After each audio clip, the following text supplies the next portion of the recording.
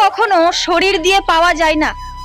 যদি প্রেম শরীর দিয়েই পাওয়া যেত তাহলে পতিতালয়ের মেয়েগুলোই সবচেয়ে বেশি প্রেম পেত। তোমরা যারা মনে করো যে শরীর দিয়ে প্রেম হয়, সেটা কোনো প্রেম নয়, সেটা এক প্রকারের মোহ। মনের সাথে মনের মিল না থাকলে কখনো প্রেম বা ভালোবাসা হয় না। যে সমস্ত বিবাহিত নারীরা মনে করো যে তোমার স্বামী তোমাকে ভালোবাসে না, তার থেকে অন্য পুরুষ তোমার বেশি টেক কেয়ার করছে, তোমার যত্ন নিচ্ছে, তোমাকে হয়তো সে অনেক বেশি ভালোবাসে, কিন্তু বিশ্বাস করো সেই পুরুষটা শুধুমাত্র তোমার শরীর পাওয়ার লোভে তোমাকে সেগুলো দেখাচ্ছে, তোমাকে স্বপ্ন দেখাচ্ছে, তোমাকে কল্পনা জাগাচ্ছে। নইলে একটা বিবাহিত মেয়ের সাথে কখনোই কোনো পরপুরুষ বিনা কারণে স্বার্থ ছাড়া কখনোই কথা বলে না, কখনোই স্বপ্ন দেখায় না। একটা পরপুরুষ ফোনের ওপার থেকে শুধুমাত্র তোমাকে স্বপ্নই দেখাবে, আর কিছু নয়।